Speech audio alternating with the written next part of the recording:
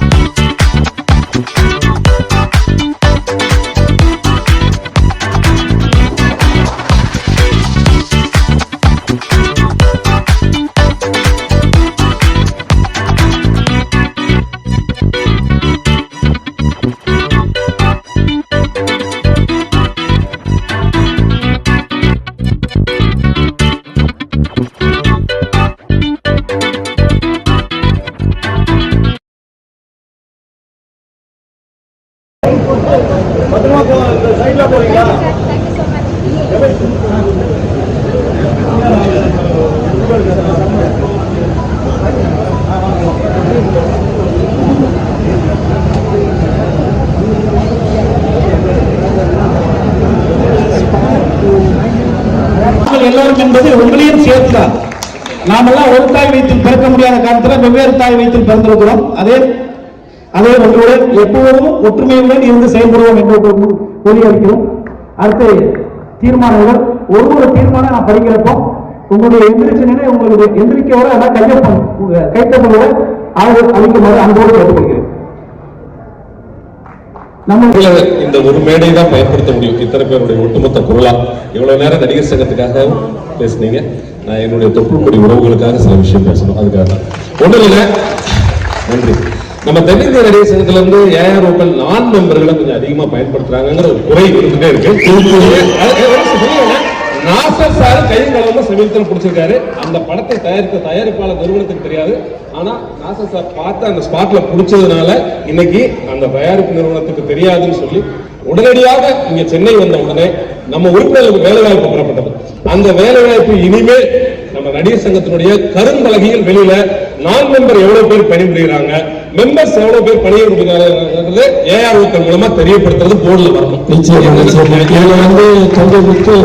இது வந்து சமீபத்தில் வந்து நம்ம பூந்தமல்லி ரோட்ல இருக்கிற கோகுலம் ஸ்டுடியோவில் இதே மாதிரி என்ன வழின்னு ஒரு படப்பிடிப்பு மலையாள யூனிட் நடிச்ச பிஏ கை இருந்தாமா அவங்களாம் வந்திருந்தாங்க. அங்க வந்து 3 நாள் ஷூட்டிங் போகும்போது அந்த கூட்டு கேட்ட உள்ள போய் இந்த சங்க உறுப்பினர் யாரையும் காரணம் கேட்கும்போது அப்படின்னு அந்த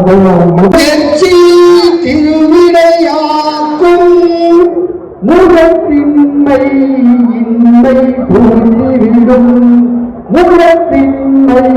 இன்மை புரிந்துவிடும் நடிப்புக்கும் படிப்புக்கும் வயது ஒரு தலையல்ல. மீண்டும் நன்றி, வணக்கம். நன்றி நன்றி நன்றி. அனைவருக்கும் வணக்கம். இந்த பொதுக்குழுவிற்காக வந்திருக்கிறவர்கள் அனைவருக்கும் இந்த கமிட்டி சார்பாக நடிகர் சங்கத்திற்காக நம்ம எல்லாம் ஒரே குடும்பம் தான். உங்க எல்லாருக்கும் மனமார்ந்த நன்றியை தெரிவித்து இன்னைக்கு வந்து தேர்தல் வேண்டாம் அப்படின்ற ஒரு அருமையான ஒரு திருப்பதியை யாரும் கொடுத்துருக்கீங்க. அதுக்கு முதல்ல நன்றியை தெரிவிக்கிறோம். அதுக்கப்புறம் இங்க இருக்கிற ஒவ்வொரு வேலைகளும் உங்களுக்கு எல்லாமே நல்லா தெளிவாக சொல்லி கொடுத்துருக்கோம், சொல்லியிருக்கோம். உங்களுக்கு என்ன சந்தேகம் இருந்தாலும் என்ன கௌரவம் இருந்தாலும் எப்போ வந்தாலும் நல்ல செய்தியா நல்லதெல்லாம் அது மட்டும் இல்லை. உங்களுக்கு மத்தியானம் வந்து நல்ல நிதானமா நல்ல விளையாடும் சாப்பிட்டு பக்தமா வீட்டுக்கு போவோம். அதனால வந்திருந்த எல்லாருக்கும் மறுபடியும் நன்றி நன்றி நன்றி. வீட்டுக்கு போயிட்டு யாராவது பஸ்ல வந்து திருப்பி போகணும்னு சொல்லியிருக்கோம்.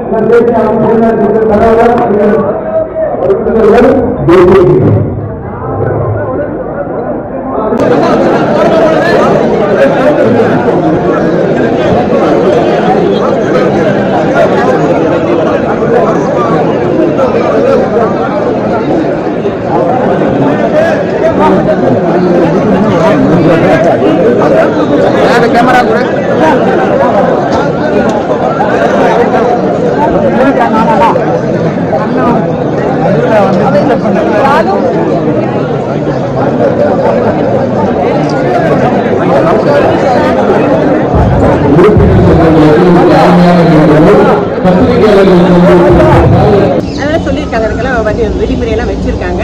அது எப்படி செஞ்சாங்க. அது என்னைய பொறுத்த வரைக்கும் எனக்கு இதெல்லாம் வந்ததில்லை. பட் இப்போ நிறைய துறையில இருக்கு. நடிகர்கள் மட்டும் எல்லா துறையில இருக்கு. எல்லாம் தெரியும். பரிச்சயமான துறை நீங்க சினிமாங்கிறது ஒரு பரிச்சயமான துறையில எல்லாத்துக்கும். அது எல்லாரும் பப்ளிசிட்டி யூடியூப் அது இது எல்லாம் பேசிக்கிட்டே இருக்காங்க. அது இன்னும் தேவை. சிலது உண்மையாக இருக்கும், சிலதெல்லாம் யூடியூப்ல போடுறாங்க. எல்லாமே இருக்கு. எனவே இந்த குழு அமைச்சிருக்காங்க. அது எமர்ஜென்சி நம்பரும் கொடுத்துருக்காங்க. அதுக்கான எல்லா இதுவும் நடிகர் சங்கம் யார் தலைமை யார் உறுப்பினர்னு சொல்லிட்டாங்களா? சொல்லிட்டு இருக்காங்க. யார் தலைமையில் அந்த குழு செயல்படுது? தவறு செஞ்சவருக்கு 5 ஆண்டு திரைத்துறை நடிக்க தடை விதிக்கும் தான் தீர்மானிச்சிருக்காங்க. இல்லைங்க, நிறைய பேசிட்டு இருக்காங்க. அதெல்லாம் வெளியிடுவாங்க. நான் சொல்லக்கூடாது. என்ன நடிகர் சங்கம் தான் அது அபிஷியலா வெளியிடணும். எத்தனை பேர் கொண்ட கமிட்டி மேம்? 7-8 பேர். இந்த புகார் மூத்த நடிகைகளே சொன்னாங்க. ஏமா கமிட்டி போல தமிழ் திரையுறையிலும் ஒரு கமிட்டி தேவைப்படுதுங்கிறது மூத்த நடிகைகள் பேட்டியாவே ஓப்பனா சொல்லியிருந்தாங்க. சிலர் தங்களுக்கு ஏற்பட்ட சம்பவங்களுமே மேற்கோள் காட்டியிருந்தாங்க. உடனே பண்ணிருக்கணும் அவங்க. இந்த மாதிரி எக்ஸ்போர்ட் பண்ணக்கூடிய ஆட்களுக்கு என்ன தண்டனைகள் ஒரு நடிகர் சங்கம் மூலமா கொடுக்க முடியும்? சட்ட ரீதியாக தாண்டி சங்கம் மூலியமா இல்ல, நடிகர் சங்கம் அந்த இதை எடுத்து போலீஸ்க்கு எடுத்துட்டு போகும். சட்ட ரீதியாக தேர்தல் நடத்தாம எக்ஸ்டெண்ட் பண்ணிருக்காங்க. இதை பத்தி ஆமாங்க. ஏன்னா நடிகர் சங்கம் கட்டடம் இப்பதான் ஆரம்பிச்சிருக்கு. முடிய போகுது மார்ச்சுக்குள்ள. கொஞ்சம் செலவு தேர்தல் நடத்தினா 30 லட்சம் ரூபாய் செலவாகும். அப்ப அந்த செலவுல இந்த நடிகர் சங்கம் கட்டடம் முடிச்சதுக்கு அப்புறம் தேர்தல் வச்சா நல்லதுன்னு நினைச்சோம். பொதுக்குழுலையும் அதுக்கு அனுமதி கொடுத்துருக்காங்க. எதிர்ப்பு இல்லையா மேடம்? அதுக்கு இல்ல முழு ஒத்துழைப்பு கொடுத்துருக்காங்க.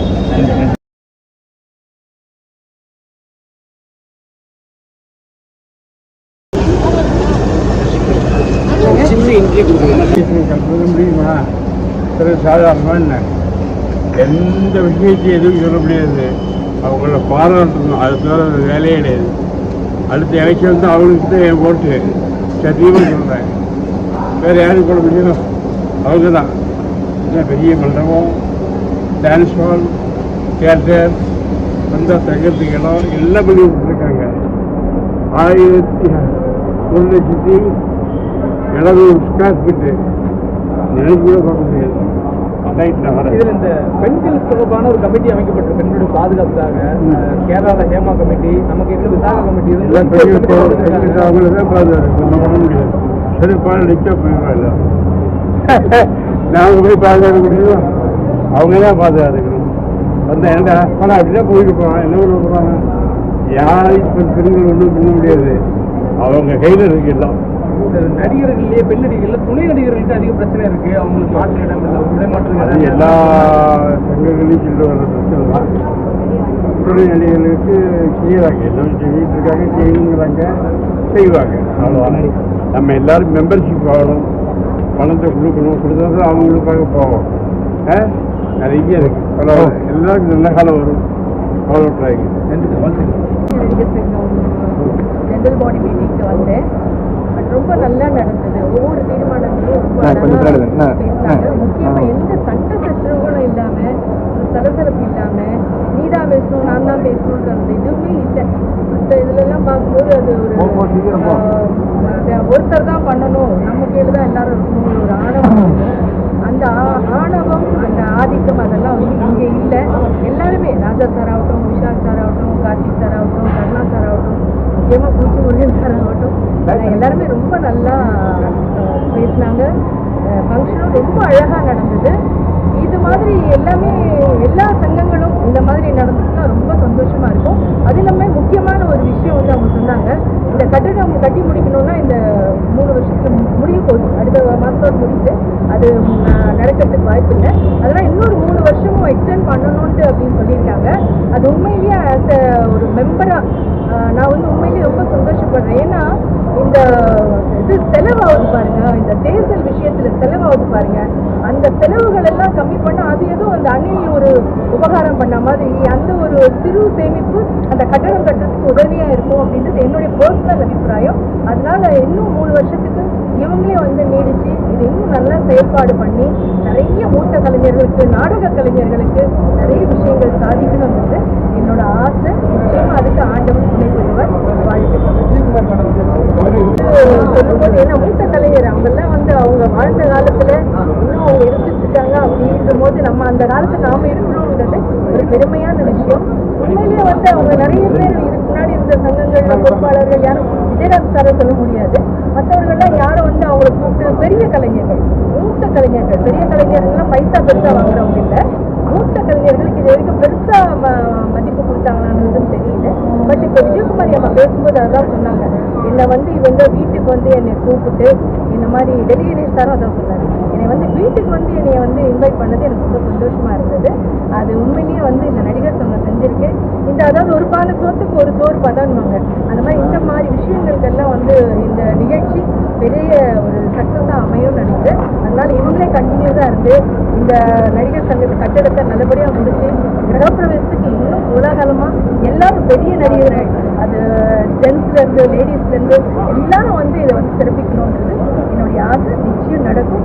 நல்லதே நினைப்போம், நல்லதே நடக்கும். பாதுகாப்புக்காக ஒரு குழு அமைச்சிருக்காங்க. அது நிச்சயமா அது நல்ல விஷயம் தான். இன்னொரு யூனியன்ல கூட அமைச்சாங்க. அது அங்கே மகளிர் குழுன்னு இருக்கு, ஆனால் அங்கே ஒரு செயல்பாடுகளும் இல்லை. அது வந்து நம்ம ஒன்றும் சொல்றதுக்கு இல்லை. அதனால இங்கே வந்து இதை தீர்மானம் பண்ணியிருக்கிறது வந்து அதிலும் கரெக்டான கேப்பபிள் பர்சன் யாருன்னா ரோஹிணி மேடம். அவங்கள வந்து முன்னிறுத்தி அவங்க செயல்படுறது வந்து உண்மையிலேயே, ஏன்னா அவங்க ஏற்கனவே இதுக்கு முன்னாடிலாம் நிறைய மீட்டு பிரச்சனையெல்லாம் வரும்போது நிறைய விஷயம் அவங்க தான் குரல் கொடுத்தாங்க.